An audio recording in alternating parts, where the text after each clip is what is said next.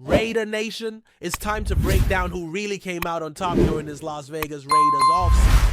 Now listen, being an offseason winner isn't just about flashing in OTA practices or making highlight plays in minicamp. Sometimes it's about timing, circumstances, contracts, and just landing in the right spot at the right moment. So yeah, this list goes beyond what happened on the practice field. It's about who elevated their status, who got rewarded, and who set themselves up to thrive when training camp kicks off. Let's dive in because the names on this list reflect more than performance. They reflect momentum, opportunity, and trust from this new look Raiders regime. Let's kick things off with someone who doesn't usually get the spotlight.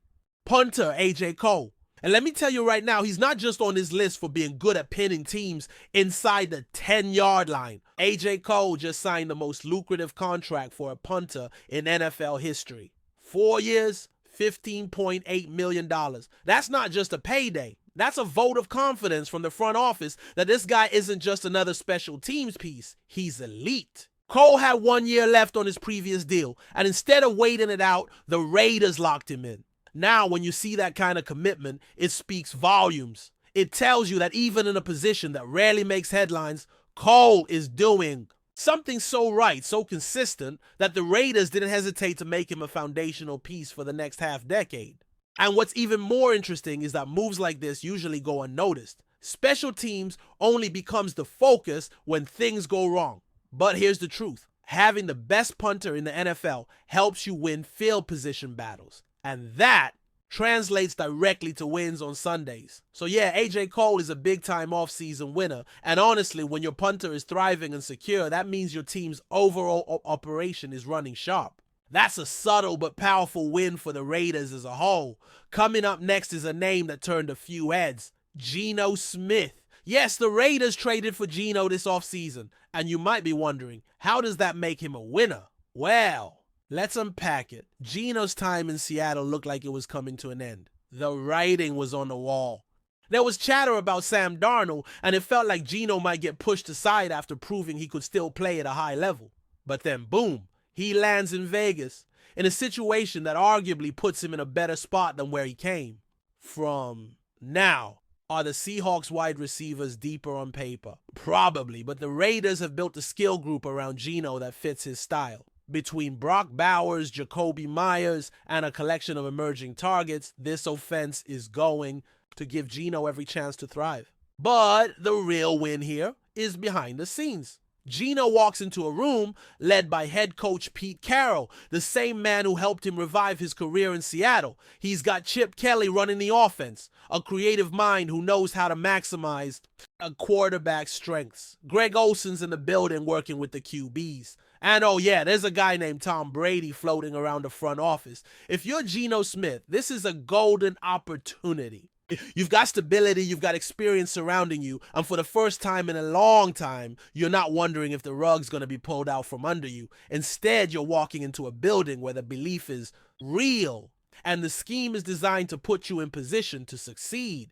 That's a massive win for a quarterback who's been labeled a journeyman his entire career. Now, let's talk about Max Crosby, the heart and soul of the Raiders' defense. When we're talking offseason winners, Max is near the top for more reasons than just his production. Sure, he got a new 3-year extension worth over $106 million, and for a moment, he was the highest paid non-quarterback in the entire league. But that's not even the whole story. The real win for Crosby is that this franchise listened to him. Max made it clear what he wanted. Continuity on defense. He didn't want another year of chaos with new faces on the sideline and in the locker room. So what did the Raiders do? They retained Patrick Graham. They brought back Rob Leonard. They built a defensive front that looks ready to attack, and they did it with Max's input in mind. That level of respect from ownership, from the coaching staff, from the front office, it's rare in this league. And to top it all off, Max is healthy, he's locked in, and he's coming into this season with a chip on his shoulder.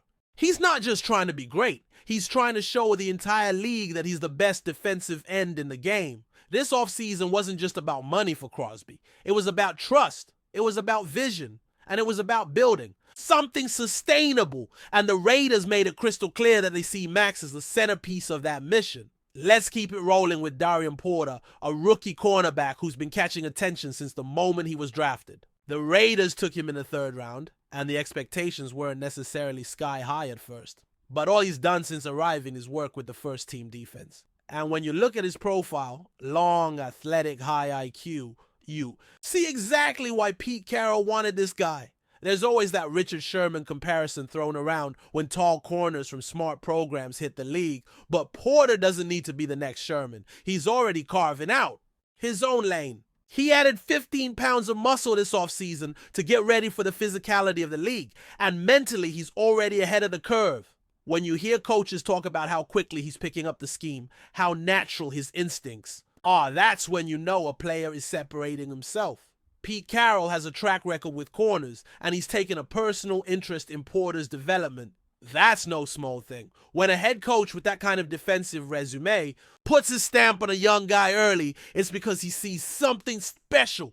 Porter isn't just holding his own, he's thriving, and that makes him one of the most intriguing breakout candidates heading into camp. Now, don't sleep on Michael Mayer. If there's one guy who might explode in this offense under Chip Kelly, it's Mayer.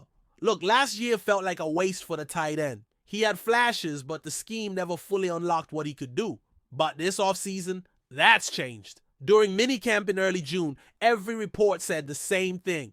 The Raiders were making a concerted effort to get Mayer involved. He was the focal point during red zone drills. He was lining up in different spots, and he was being treated like a weapon. That's what you want to see. The Raiders had chances to move on from Mayer, especially after drafting Brock Bowers, but they didn't. When the Dolphins reportedly came calling, the Raiders shut it down. They said Mayer is part of the plan. That kind of clarity is huge for a young player. Now he knows he belongs, and more importantly, he knows he's valued. This is the year we're going to see 2 and 3 tight end sets. We're going to see Mayer used the right way, and we're going to see him remind everyone why some scouts had him as a first-round talent. Moving along, another name that's been quietly dominating is DJ Glaze. Now I get it. Offensive linemen don't generate headlines, but trust me, this guy's been handling business all offseason. Glaze has emerged as the clear starter at right tackle, and he did it in a very competitive room.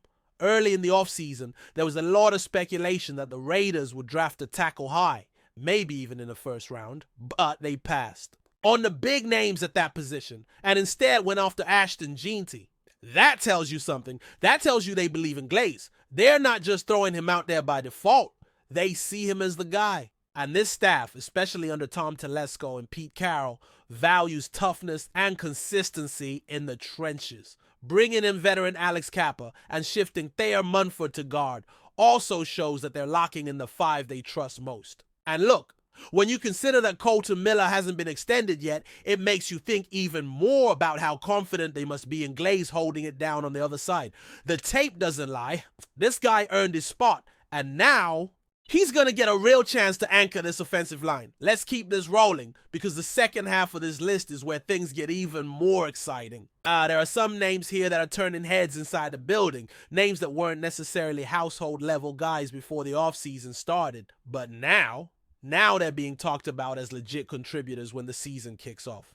These are the players who came into the offseason with questions and are walking into training camp with answers. These are the names that show how deep, how competitive, and how serious this Raiders team is about changing its identity. Before we continue, don't forget to subscribe to our channel and give this video a like. Your support helps us keep bringing you the latest updates on our Las Vegas Raiders. And don't be shy. Drop your thoughts on the news in the comments below. In a revelation that has set the NFL rumor mill ablaze, Devante Adams has opened up about his decision to leave the Las Vegas Raiders, and the tone was one of unmistakable remorse. "I regret it every single day," Adams reportedly confessed, sending shockwaves through fans and analysts alike. The comment, raw and honest, has sparked intense speculation. Could the All-Pro wide receiver be considering a reunion with the Silver and Black? While Adams didn't delve deeply into the specifics behind his regret, sources close to the situation suggest the wideout has been increasingly frustrated with his current team's trajectory and offensive inconsistency. Since parting ways with the Raiders, Adams has experienced what some insiders describe as a competitive void. missing the connection he once shared with former teammates and the chemistry he built in Las Vegas.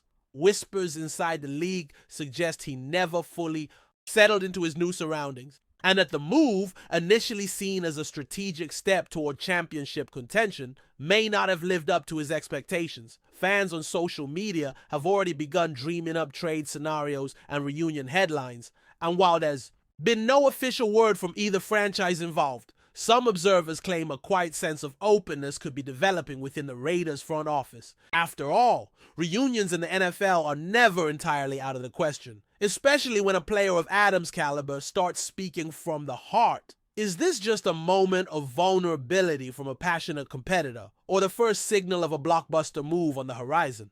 As training camp looms and teams begin shaping final rosters, the league will be watching closely. One thing's for sure, when a superstar says he regrets a decision every single day, that's not a comment that fades quietly into the background. Stay tuned. This story may only be beginning. That's it for this update.